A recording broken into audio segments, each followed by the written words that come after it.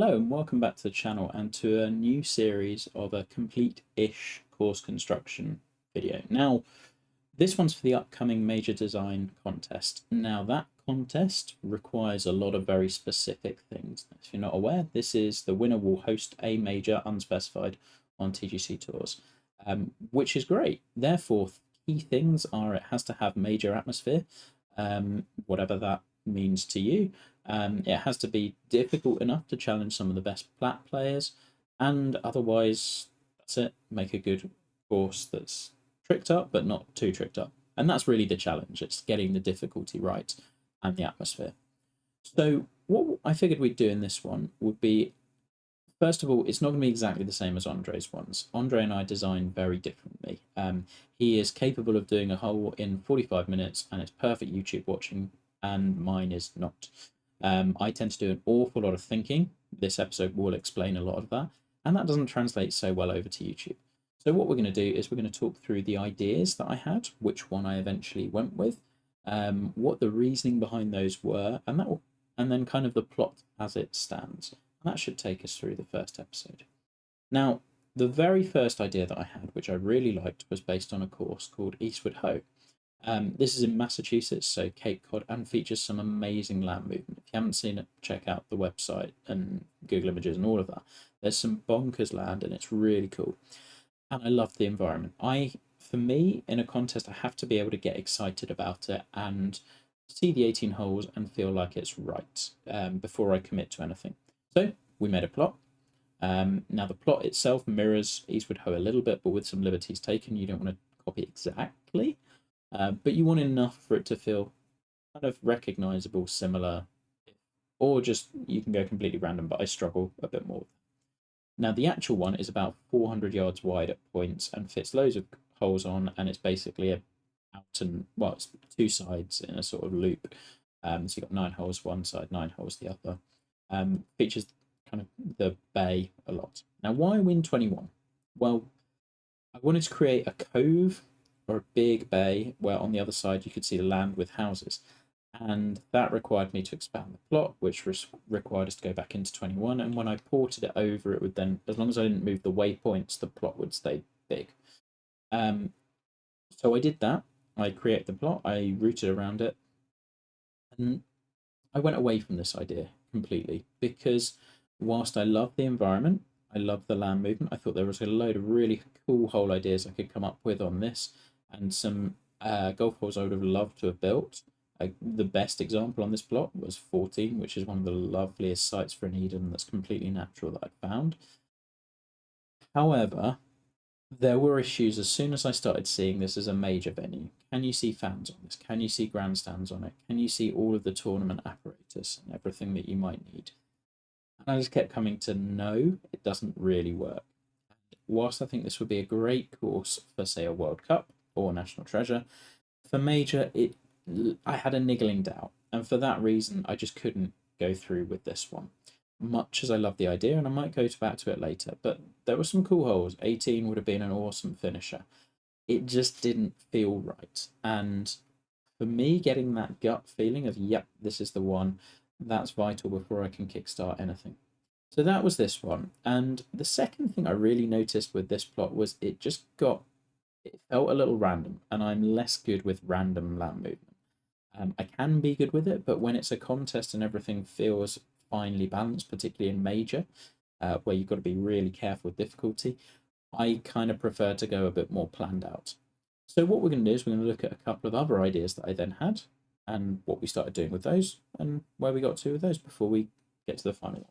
So I then moved to a second idea. The second idea was based on Boston Golf Club and a little bit of still bringing the Eastward Ho stuff, kind of the undulating landscape, but kind of more old Sandwich Boston. The problem I had with this one was kind of focusing it because there was a lot going on. So I came up with a quarry area and I was thinking, like, how can I use that? But I've done ravines, I feel, a bit recently, and like this sort of quarry thing, I struggled to see how to make it integrate. The thing about quarries on a plot is they tend to be random because they're man-made and like they can just happen anywhere. And I love Boston. If you look at their website, they have loads of flyovers for all of the holes. There's so many good ideas there. there was some ridge lines and things on the plot. Like there was interesting land. I was toying with putting a river down the bottom, and kind of all of this made it a bit more muddled. I was then thinking like how, looking at that style of course, it's very pine heavy. There's some scrub stuff, and just like, are you really going to differentiate that from say a Pinehurst or a Pine Valley? And we've had quite a few Pine Valley like imitations recently, some of them being really, really good. And I started trying to work out a routing, and again, I kind of got stuck. So I then raised this plot. So this is the second version you're seeing. The original version had a big river down here as well, much wilder land movement, and I just couldn't fall in love with it. So that was idea number two out the window. Idea number three was Shinnecock Hills. Didn't fall in love with that one because Rob Wilson's done a version, and I don't think I can do much better than that, or at least make it different and have it stand out. So that didn't work. I looked at a couple of others. I considered doing an open course. I considered doing what if it went overseas and building another sandbelt course, but I've done those. We looked at Cow Club of San Francisco. I thought that would be really cool, but again, like that's a lot of elevation. I don't really feel like that's my biggest strength. So I went through a load of ideas, and I finally hit on one that I liked, and we're going to look at that one next. So, what idea did we end up on? Well, I went down the route of let's pick a really iconic major venue and think of what if it could be better. Well, how many major venues do we have that aren't really great? To my mind, there's one obvious one that is awesome in certain areas, but could use a little bit of love, and that's Pebble Beach. So, I went with, just without really thinking it, I kind of subconsciously actually created this little spit of land. I was just toying with the plot. I didn't actually think this was going to be the idea at this point that stuck. And then I routed a course on top of it, trying really hard to use this bit of land slightly differently. Yeah, there's still similarities, but it's going to be a little different when you play it. Now, the weaknesses for Pebble Beach, of Pebble Beach for me, the inland holes. Okay, it's incorrect to say that they're all bad and they're all weak. There are some really good ones. I really like 3. I think 16's interesting, 14's great. 11 has potential, but they're generally weaker than the cliffside stretch. And once you get through 10, you're kind of waiting until 17, 18. Even then, I don't really love 17. I think 18 could be better. So I wanted to have some nods to Pebble so that people would recognize what I was doing, but not copying it. And that's a really tight tread rope. It's a tough tightrope to walk. So what I did was I was conscious I wanted 18 in the same space. Plus, I found a really good space for it that I thought will feature a certain template I use well really nicely.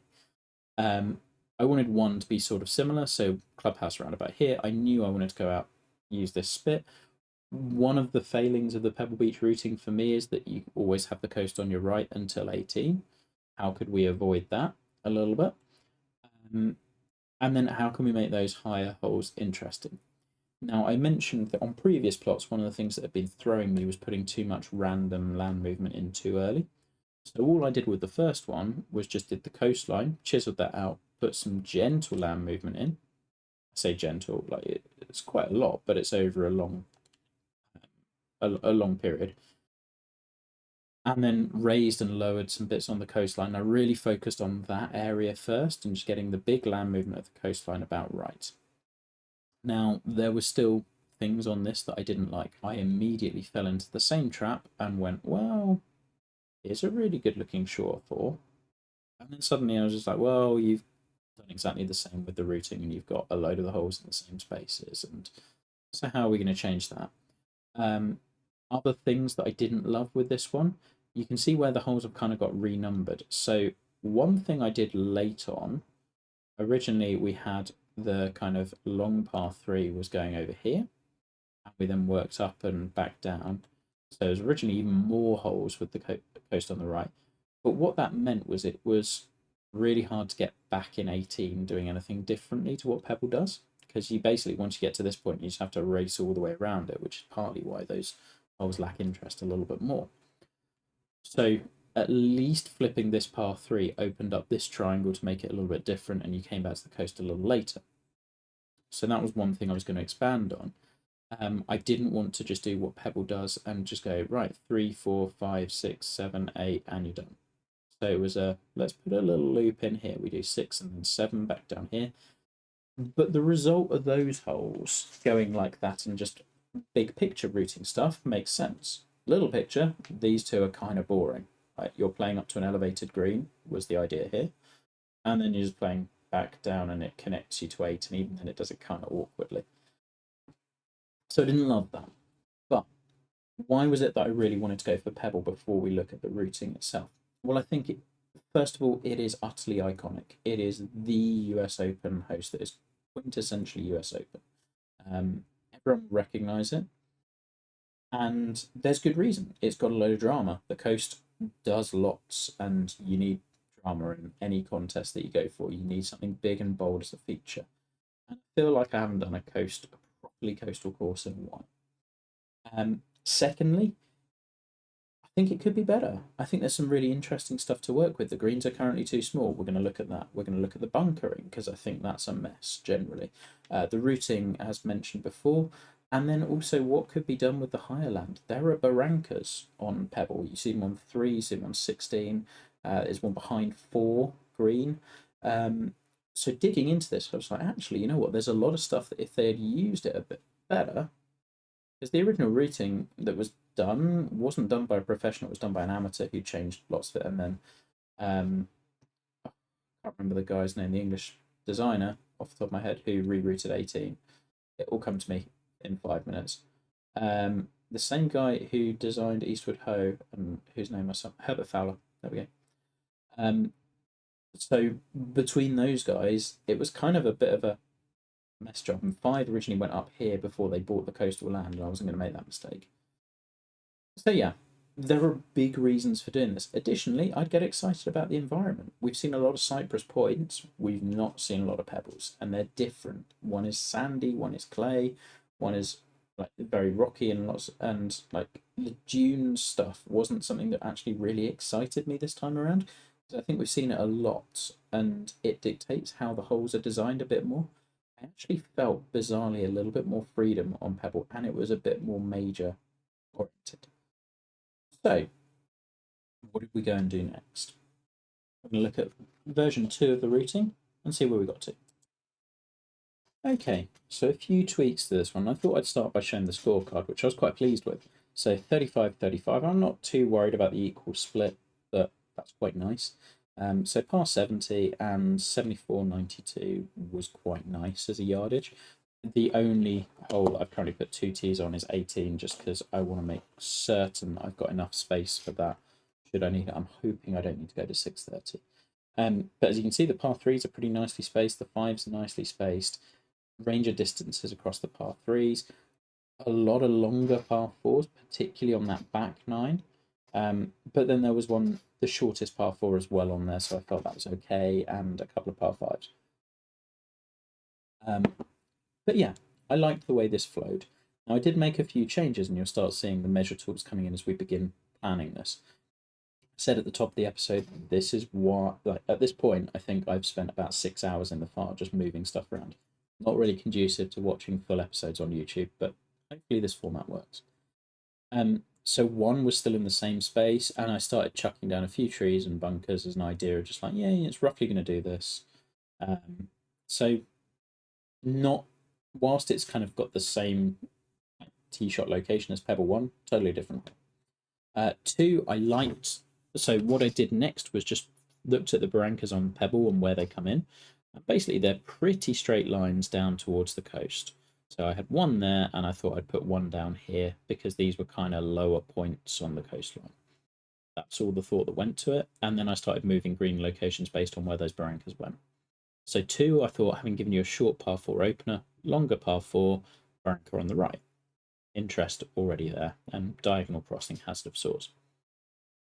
Now, one area that kind of concerned me for a little bit was where I put 3T and how you got across 16, and you'll see that walks from green to tee, bizarrely in a major, they matter slightly less because there's going to be stuff in the way anyway with grandstands and things, and players hike around. And I saw that looking at the Open at Royal Liverpool this summer. Like, there are some decent walks for players from green to tee, so I'm less fussed on this. 3, we're toying with an in fairway tree, but I liked that this showed off 18, you may remember I was unsold on certain aspects of the routing. One part of it, I found a nice path 3 location that I'd liked here, which would look over that cove for one last time. Problem was, that looked over the same space as 4, and I decided that I wanted this one this way round. I toyed with having it here as well, but I liked the idea of this one and it sat nicely. So we went that way. So that became 4, which admittedly is now similar to Pebble, but at least I came at it from a different angle. 5, kind of the same sort of land, but it hogsbacks on my version. And this is something that happened in the plot when I was building it, so I wanted to see what this went to. So actually, I think that becomes a really dangerous tee shot to a green that's perched on the ocean. 6 is the obvious par 3, which was always going to happen. 7, par 5, and you hit up towards this green. 8, we cross the barranca again going up. So I figured out these 2 holes by just going more straight up and introducing the barranca, and it all kind of made sense when I was giving it all a little bit more space. Now, the other thing you see with Pebble is there's these big corridors of the property that aren't used. They're used for houses or for, I think, the like the maintenance area is somewhere over here. There's a tennis or a beach club somewhere around here as well.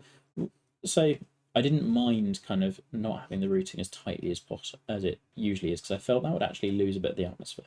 So 8 went up here. 9 was going to be my ode to 3, which I wanted a tight dogleg somewhere. I thought this could be a place for it. 10 was just a par 3 in a location there. 11 working back downhill.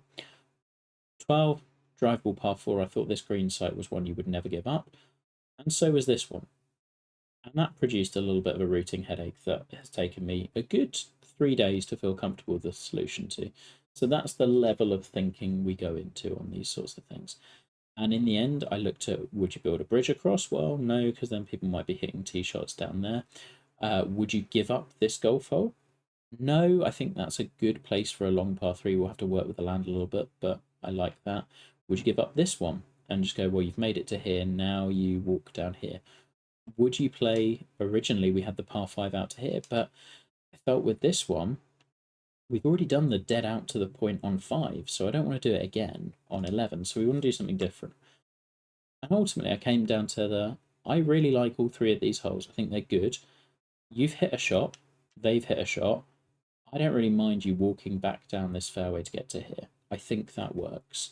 And genuinely, I've considered it a lot, and I don't think that's a cop out. I do think it works. And you wouldn't give up 2 all kind of all world hole locations just because of a little walk where you overlap. 14 was going to be my ode to 8. So you've got that. I mean, it's flipped. And again, this was one where I told you in the previous bit that I realized I had another hole going down this way. Well, we're going to ignore that one. So that flipping that again made this routing work a little bit better. 15 then goes uphill, and there's this nice little slope that this works off. 16 comes back downhill and over the barranca. 17 overlooks 18. 18 is the par 5 that we know and love. So what's happened in this version and what's going to happen next? Well, there's a little bit more land movement on this area of the plot. I wonder whether it quite shows. So yeah, about the same amount of land movement overall, but I've done a little bit more randomization. I put some more hills in. And what I'm starting to do at this point is just spend ages going around the plot and going, rather than me just randomly making the land move, I'm looking at the golf holes and where I've laid them out and gone, well, where are there going to be hills? And what is this plot suggesting to me with the barranca here? And do I need to divert the barranca a little bit? Because that's what a real life architect would do. It was really illuminating recently reading a bit by Donald Ross, where he would talk about how the creek on Inverness, for example, got moved a number of different times to make the golf hole work. And in my mind, I'd always thought that he'd just had the creek and laid down this perfect golf hole around it. It was quite nice to read that, yeah, you've got these features, but don't be afraid to move them and make them do what you need to, which is quite liberating, really. So that's where we've gotten to this point. And I think I'm going to cut episode 1 here. Episode 2, we're going to look at making that plot a bit more realistic and what the next steps are in kind of nailing the setting and the other bits of land movement.